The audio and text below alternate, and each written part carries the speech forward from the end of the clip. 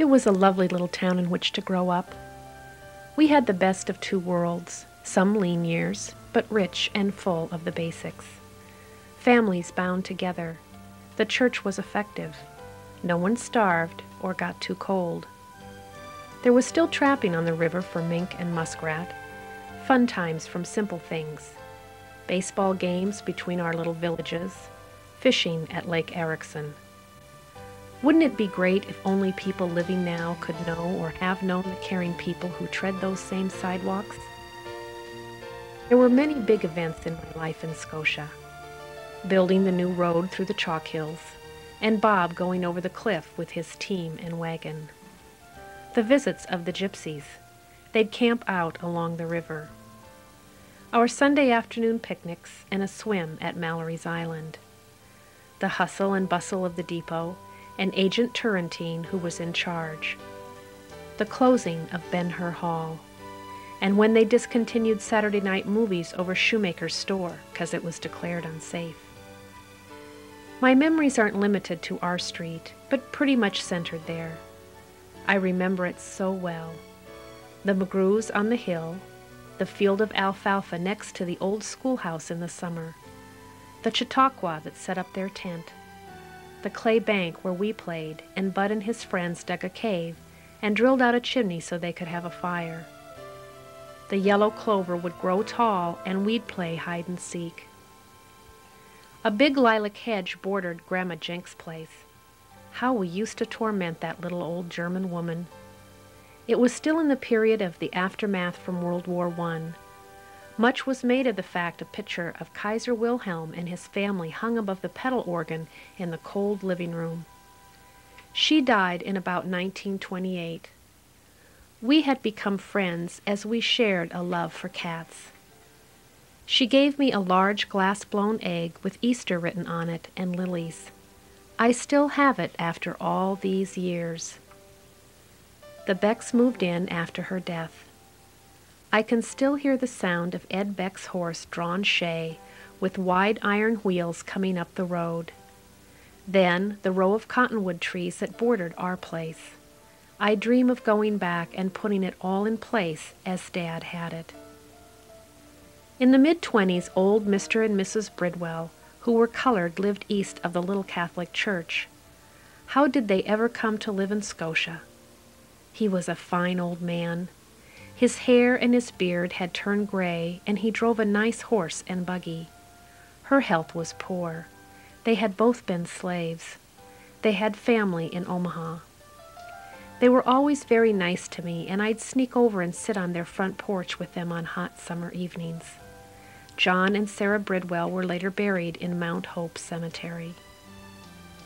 The Landry girls and others would gather on the north side of the church and play games on the cool blue grass. The priest would only come by periodically. The church fascinated me. He would invite me in. It always had such a musty old smell, because it was kept so tightly closed so much of the time. Later, the Murphy family moved in over the hill north of the old schoolhouse. Jean, Bud McGrew, raised show pigs on the empty lot east of us. Once he came down on a horse named Bo Peep. He tied it to our apple tree and went back to our little square barn. Brat that I must have been, I climbed into the tree so I could get on the horse, rode her to the corner, east one block, turned her around, and she was heading home in a wink. She came to the gravel road and made a fast turn, but I didn't. I went right overhead into the middle of the street. I remember being brought downstairs and being placed on the daybed in Mom's sunroom. They picked gravel out of my face for a long time. My hip took a real wallop, so I didn't walk too soon. Margaret Murphy was a little girl and would come over and sit with me for hours. Mother often mentioned she didn't know how she would have managed without her. To move south again, the empty lot, the Miller's cherry orchard, and their home. There was Gail and Dolores, studious. They practiced their piano. We would sit for hours in their porch swing. The Bretthauer home. His mother called him Buzzy Dean. Dale was older. We'd build houses out of old crates and large cardboard packing boxes from their store. Then came the Badusic home, Bud and Maud. I always called her Auntie Maud, as my mom was called Auntie Pop. Isabel, Doug Forrest. Doug loved his music and tried to teach me to chord on the piano.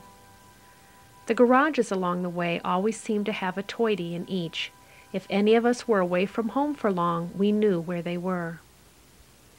Then came the parsonage, Reverend Randall and his fine family, a cherry orchard, then our nice new church. If my memory serves me correctly, Mr. Brittle led the choir, but that's so long ago. Our old church used to be behind Ammerman's telephone office. The operator used to plug in the earphones, and I'd listen in once in a while. The Monkmans were there before the Randalls, and Martha Monkman was my first grade teacher. Then, going back north, the old jail and powerhouse, as we called it.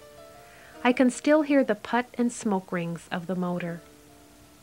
I recall, too, when they built the metal tower that held our fire whistle, wake up siren, noon, and go home to eat whistle.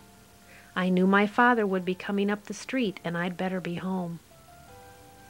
Several families from time to time lived in the little cottage called Lincoln House. I believe a Scott family lived there about the time we left. When I was last in Scotia, Mabel Landgraf lived there and cared for her mother.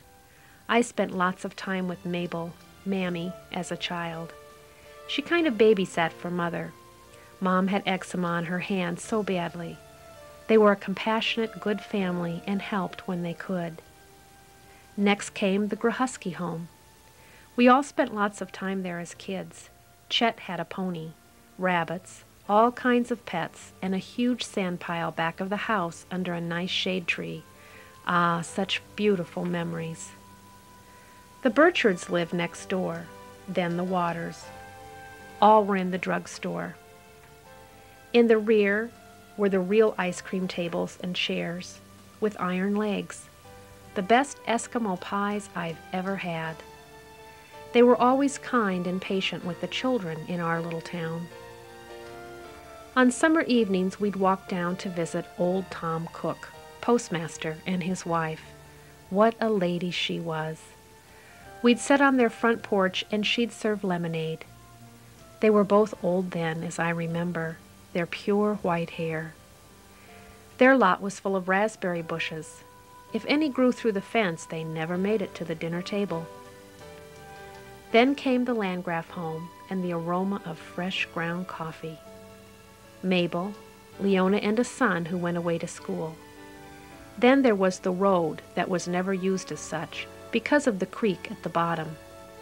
Sometimes in the spring the water would pour down that hill, and I recall it rising to the west door sill of our house.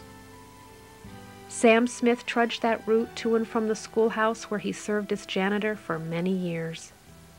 They lived in that house next to Sauter's Hill, where we always went sleigh riding. It still had the cupola on top. That fascinated me. Once Dale Watts nearly got scalped during a sleigh ride when he didn't clear the barbed wire fence at the bottom. The next little house to my earliest recollection, Grandma Bretthauer lived there, with a flower bed on the south of irises, lilies, roses, and pansies. After she died, the Scheitz moved in. He was our school superintendent.